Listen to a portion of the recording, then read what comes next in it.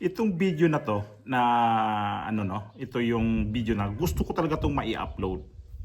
Twice na ako nito na-upload. Na isama ko talaga to si kaya lang hindi talaga twice pa, tatlong beses na.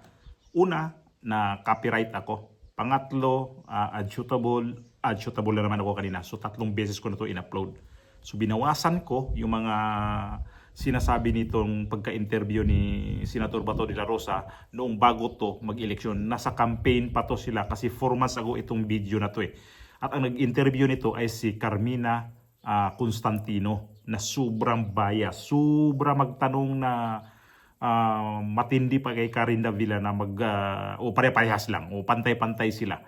Pero matindi to pakinggan ninyo. Hindi ko na lang nga to isali sa pag-upload ko kasi baka ano naman ako, ma-restrict na naman ako dito. Kaya ito pakinggan ninyo. Pakinggan natin para maano nyo. Ano niya, ano talagang klase mga media ang ganito. Matawa kayo nito sa sa entrada pa lang to ha. Ay, ako talaga nito pinaka-entrada. Ito lang yung kinuha kung gawa natin ng reaction. Pakinggan ninyo. Senator O, saan ho kayo? Have you gone into hiding? Andito, kung hiding ako, hindi mo ako makausap. Nandito ho kayo sa Pilipinas. Andito ako sa Pilipinas. Ano ang plano ninyo? Suplado, no? Mali kasi yung tanong na yun eh. Mali yun eh. Saan kayo? Nandito ba kayo sa Pilipinas? Ang mali naman yun. Anong klase ito? Plano ko? Opo. Kung lalabas yung warrant of arrest ko, at ako ipapahuli talaga ng ating gobyerno, then I will avail of the protection that is going to be afforded to me by the Senate as an institution.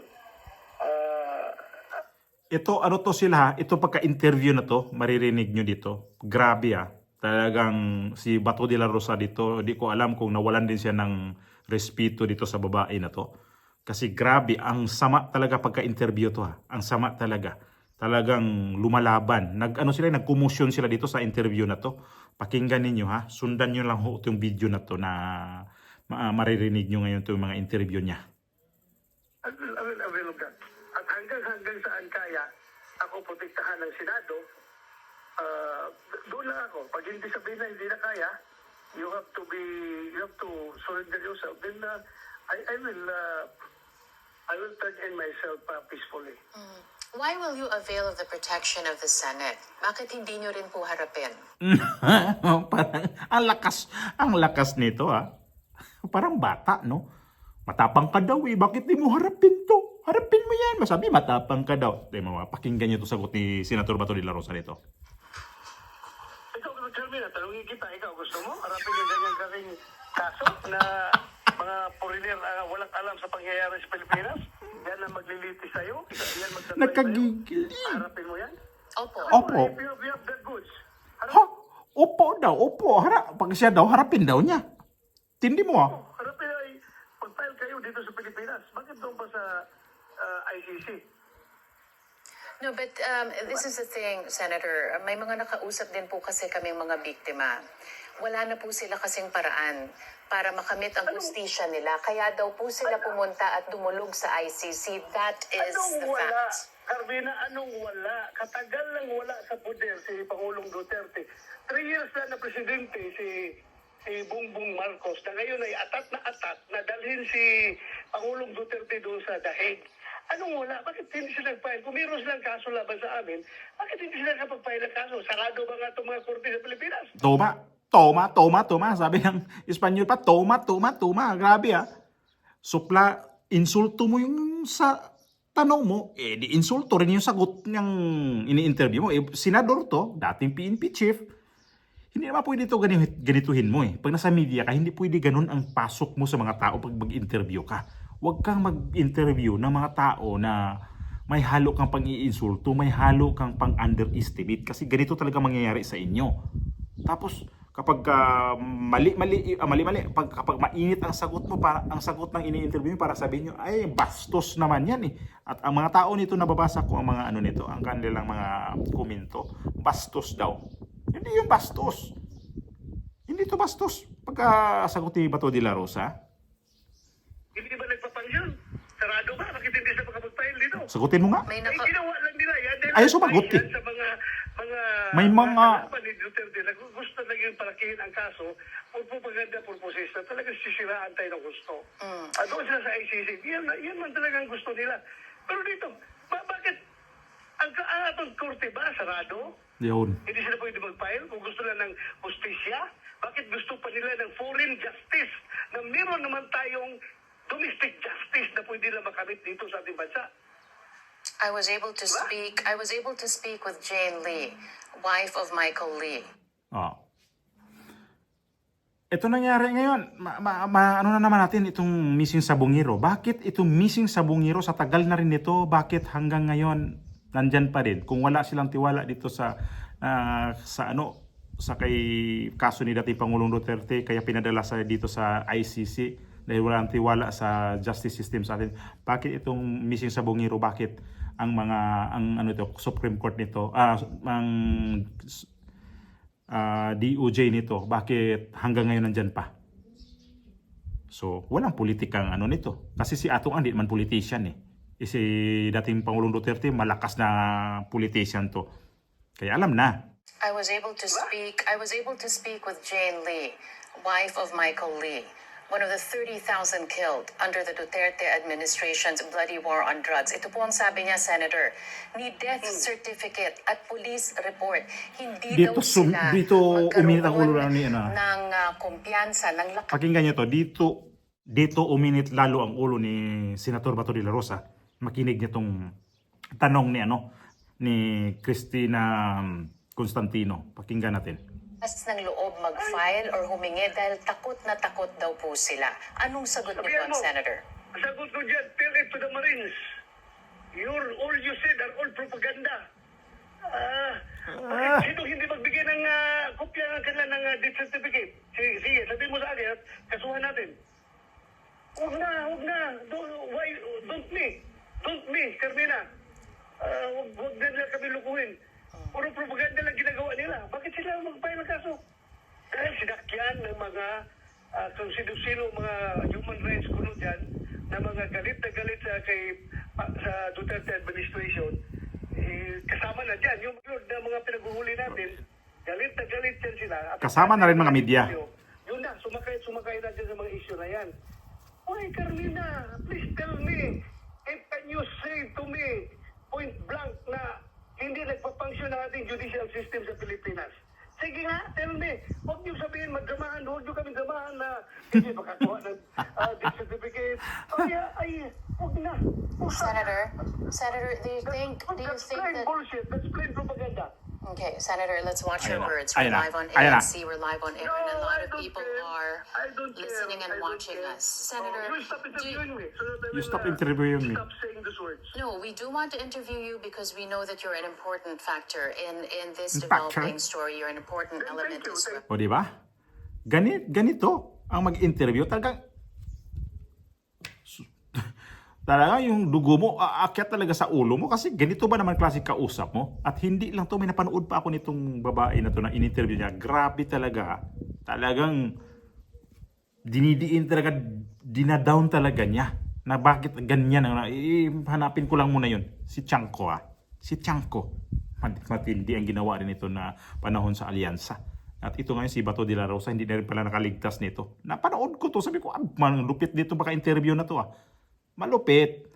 Kapag ganito ang mag-i-interview talaga, kahit sino.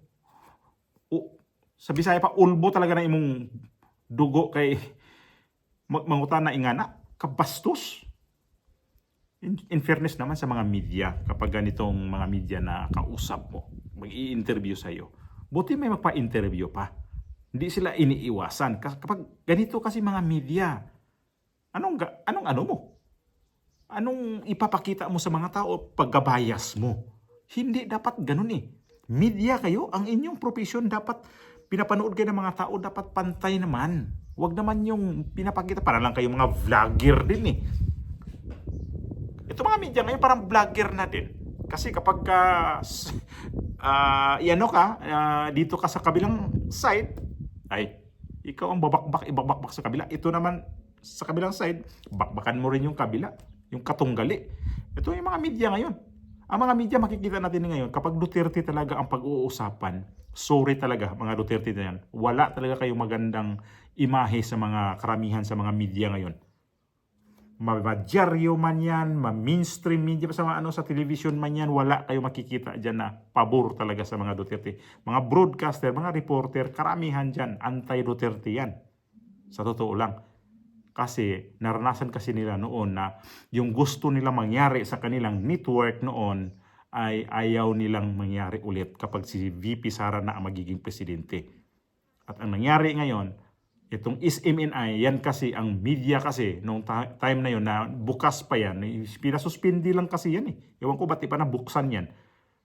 Eh kasi ang mga binabalita rin kasi niyan dati, yung mga nakikita nila patungkol kay Marcos na hindi maganda. Sakit sa mata ni Marcos, kaya pinag-initan. Ang ginawa nila sa ay di inutusan ng NTC na isara niya, isuspindi niya yan. Kasi may mga programa sila dyan na labag sa NTC. Di, ang NTC naman, ano bang gawin? Utos ng presidente yan eh. Utos kung sino man dyan sa gobyerno eh. Di sumunod sila.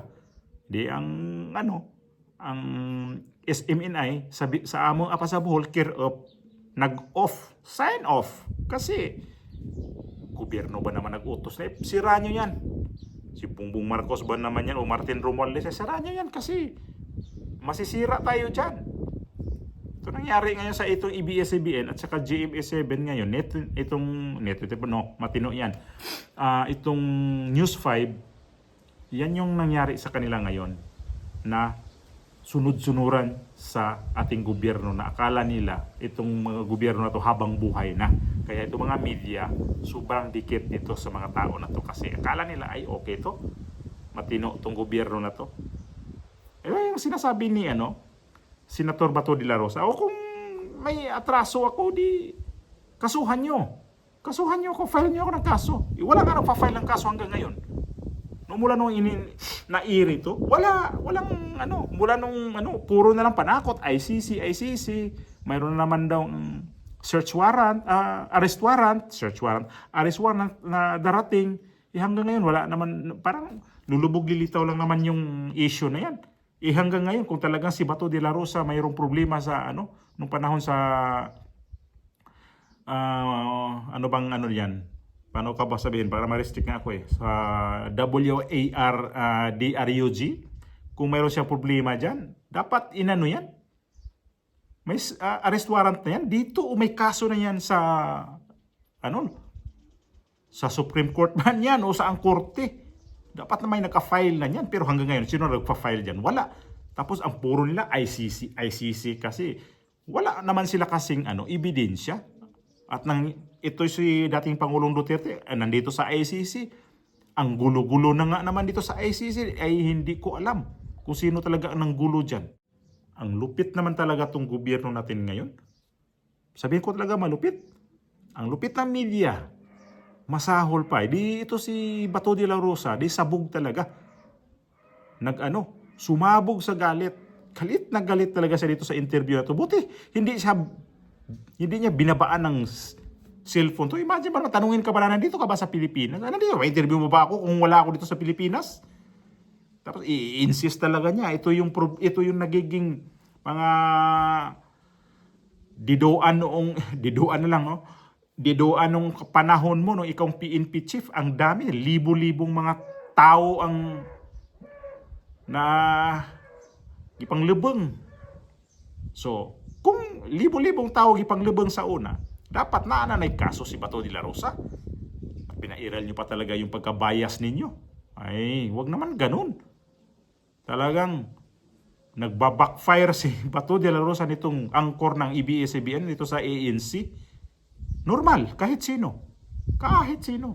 Kahit siguro ako ako pa naman mainitin ulo ko kapag ganyan kausap ko.